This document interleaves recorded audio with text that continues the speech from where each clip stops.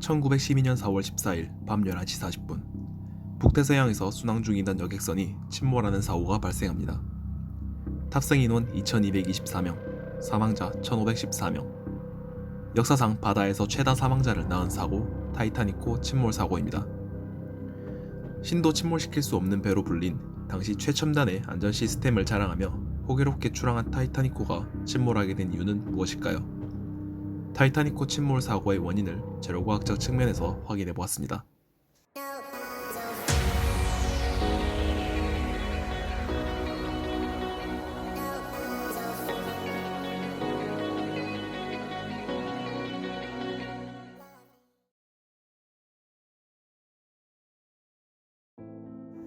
타이타닉호의 침몰 원인은 알려진 바와 같이 빙상과의 충돌에 의한 선체 파괴입니다. 이렇게 충격에 의한 재료의 급격한 파괴를 취성 파괴라고 합니다. 재료는 변형될 때 연성 또는 취성 거동을 가집니다. 연성이란 재료가 버틸 수 없을 만큼의 힘을 받았을 때 어느 정도 변형을 일으키다가 파괴에 이르는 성질입니다. 반면 취성은 재료가 변형을 일으키지 않고 바로 파괴에 도달하는 성질입니다.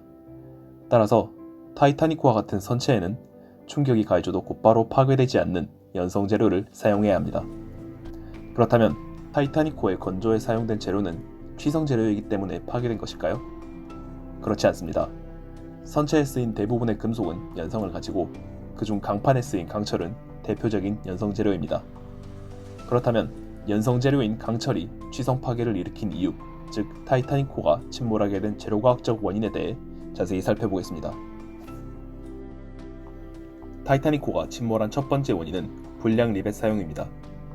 리벳은 강판을 연결하는 데 쓰이는 대형 못으로 용접 기술이 없었던 당시에 강판을 연결하는 데 사용됐습니다. 사고 이후 타이타닉호에서 발견된 48개의 리벳을 동시대의 다른 리벳과 비교한 결과 슬래그의 함량이 3배나 높았다는 사실이 밝혀졌습니다. 슬래그는 철의 재련 과정에서 발생하는 부산물로 쉽게 말하면 철의 강도를 약화시키는 찌꺼기라고 할 수 있습니다. 용광로에서 진행되는 철의 재련 과정을 살펴보면 먼저 용광로에 철광석과 코크스 그리고 석회석을 장입합니다. 그러면 코크스의 불완전 연소에 의해 생성된 일산화탄소가 철광석 속의 산화철을 환원시킵니다. 또한 석회석을 첨가함으로써 철광석에 함유된 이산화규소를 제거합니다. 이러한 일련의 과정을 통해 슬래그가 생성됩니다. 이를 배출시키지 못했을 경우 앞서 말했다시피 슬래그에 의해 철의 강도가 약해지는 것입니다. 타이타닉호에 쓰인 리벳이 지나치게 높은 슬래그 함량으로 인해 쉽게 부서지면서 강판 사이에 틈이 발생했고 이 틈으로 바닷물이 밀려들어와 선체가 순식간에 가라앉은 것입니다. 두 번째 원인은 강판에 쓰인 불순물의 함량입니다. 최근 수행된 타이타닉호 선체에 대한 샘플 조사 결과에 의하면 선체에 사용된 강판들은 현대 기술로 생산되는 철강 제품 대비 황은 2배, 이는 4배 정도 많은 양이 검출되었습니다.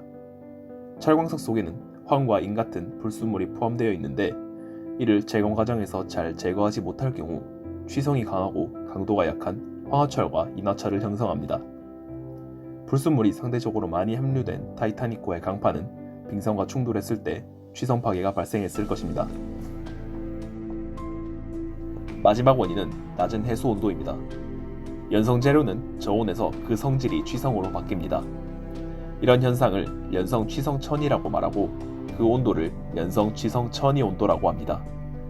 그리고 강철은 천이 현상이 일어나는 대표적인 금속입니다. 따라서 타이타닉호의 강판은 북대서양의 낮은 해수 온도에 오랫동안 노출되어 연성 취성천이가 발생했고 결과적으로 빙상과 충돌했을 때 급격한 파괴가 발생했을 것입니다. 재료의 특성과 사용 환경을 제대로 고려하지 않은 인간의 실수가 대형 사고를 불러일으켰다는 사실은 안타까운 일입니다. 신도 침몰시킬 수 없는 배로 불린 타이타닉호의 침몰은 인간의 오만함에 대한 경고가 됐습니다. 영화 타이타닉에서 레오나르도 디카프리오는 이런 말을 합니다. 미래는 아무도 모르는 법이다. 그러니 그 순간을 소중히 해라. 그러나 타이타닉호의 침몰은 정말 예측할 수 없었던 미래였을까요? 저희는 디카프리오의 대사를 빌려 이렇게 말하고 싶습니다. 그 순간 최선을 다해라. 그러면 미래가 보일 것이다.